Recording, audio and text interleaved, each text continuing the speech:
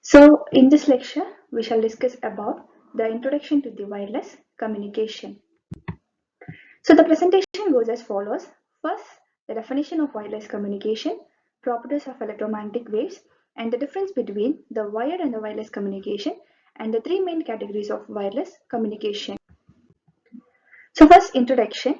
The wireless communication is nothing but transmitting a signal from the transmitter to the receiver in a free space medium in the form of electromagnetic waves, where the transmitter and the receiver is separated by a distance d. So the signals can be in the form of data, voice, message, etc. The transmitter and the receiver can receive or transmit in all 360-degree directions. So in general, what is meant by communication, which is nothing but a transfer of information between two people. So wireless communication is nothing but the transfer of data between two people with the help of some devices. So in wireless communication, without any medium, the information has been shared between the two people. For example, it is mobile phone. So what is the need for wireless communication? Yes, so it is free from wires and where it can cover the global area and it is flexible.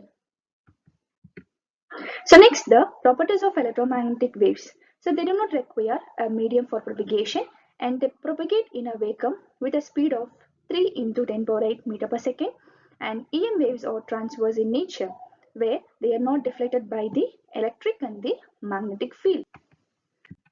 So next, the main difference between the wired and the wireless communication. In wired communication, the transmitter and the receiver are connected by a physical medium such as wires, whereas in wireless communication, the connecting medium between the transmitter and the receiver is the air. In wired communication, the channels are stationary and predictable. Whereas in wireless communication, the channels are random and it is very difficult to analyze the way of transformation of the signal. So where the installation cost is more in the wired communication and there is no cost of installation of wires in the wireless communication. And the global coverage is not possible in wired communication and here the global coverage is possible. So next, the definition of the transmission mode. The way in which the data is transmitted from one device to the other device is known as a transmission mode and it is also known as the communication mode. So we have three different types of transmission modes. One is simplex, half duplex and full duplex. The same here. So we are going to see the definitions of all the three modes. The first one is simplex mode where the communication is unidirectional, which is nothing but the transformation of data is only in one direction. So the device can only send data but it cannot receive it, or receive data but it cannot send. So examples of simplex mode, the most common example is radio station, as it transmits a signal to the listeners but never allow them to transmit back. So the second one is half duplex mode. So the communication is bidirectional, both direction but not at the same time. The device can send and receive the data but one at a time.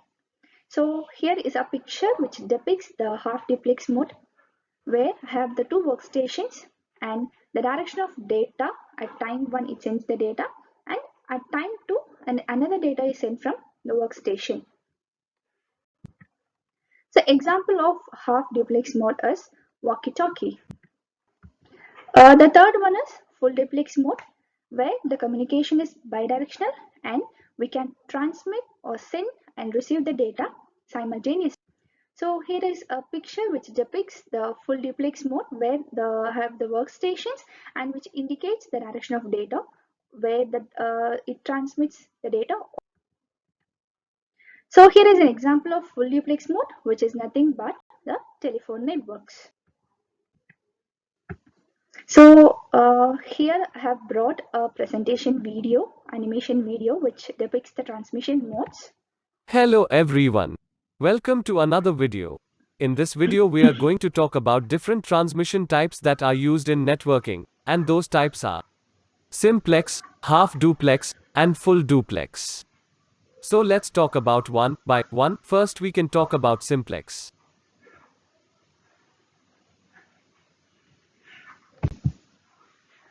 In simplex transmissions, data is sent in one direction only. Think of it as a one-way street where traffic can only drive in one direction down it. An example is a television broadcast, where data is transmitted to receiving televisions, so only one-way transmission take place. Another example of simplex transmission is data being sent from a computer to a printer. Here data is sending only one direction. In half-duplex transmissions, data is sent in both directions, but only one direction at a time.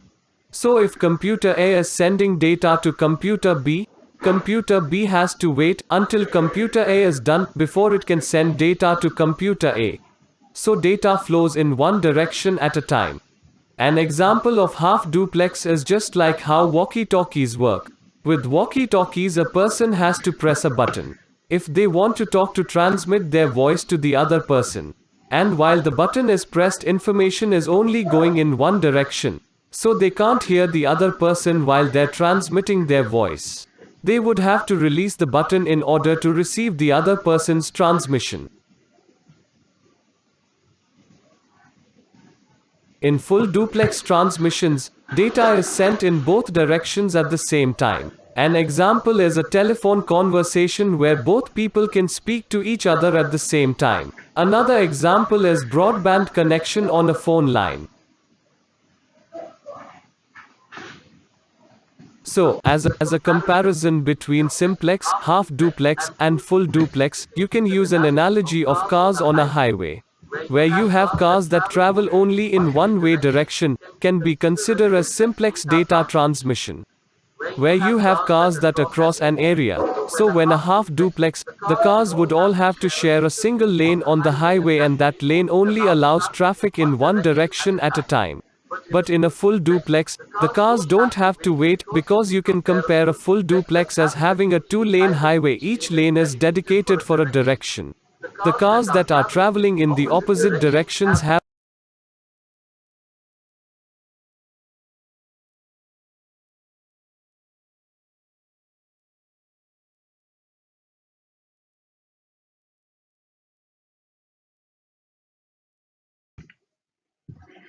So next, we shall discuss about the types of wireless communication.